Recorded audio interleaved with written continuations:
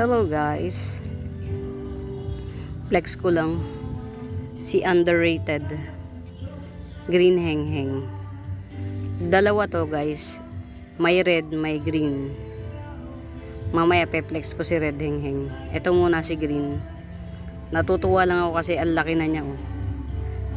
From bottom isa, dalawa, mga 2 kalahating dangkal na siya, almost 1.5 feet na yata. Hindi kasi ako nakapagpalaki ng ganitong green hengheng eh. Siguro kaya siya lumaki guys ng ganito kalaki. Usually kasi ang green hengheng ko guys, ganito lang yung mga dahon niya. Ito lumang dahon niya pa lang to. Yan, wala pa isang dangkal. Usually ang mga green hengheng ko ganito. This time tong green hengheng na to, ito yung malaki niyang dahon oh. Wide.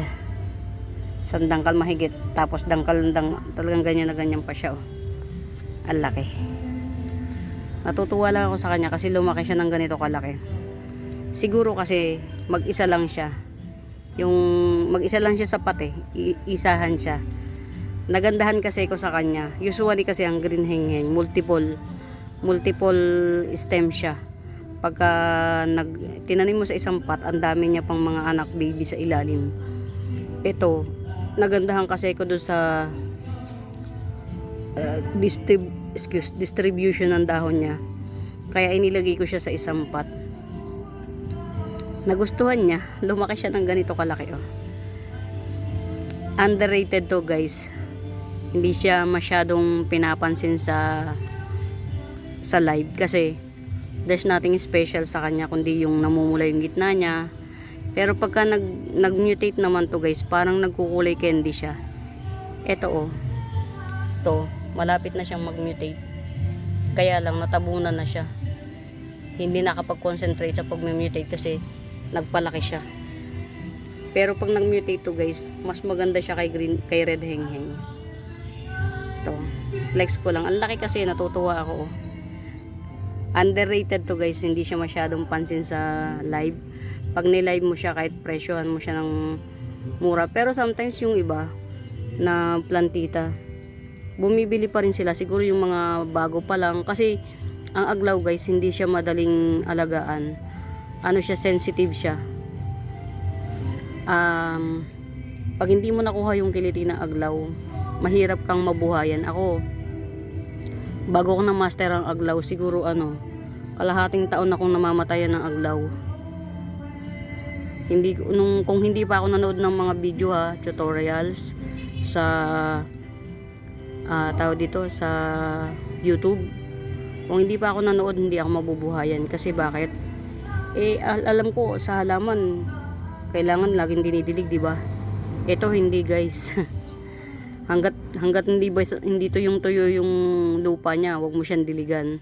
Kaya ko siya nagustuhan kasi hindi siya masyadong nangangailangan ng dilig. Hindi mo siya kailangan diligan ng diligan.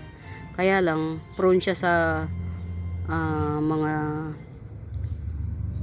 lisa ganon, kaya kailangan from time to time inaano mo rin siya, dinidiligan mo rin siya ng pang mga pangtanggal ng lisa. Yan, ito si green hengheng guys. Pakita ko sa inyo si red hengheng, kunin ko ha.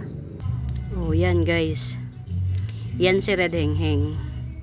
Si green at saka si red hengheng, magkapatid siya. Difference lang niya, syempre, si red hengheng nagre-red siya, yan o.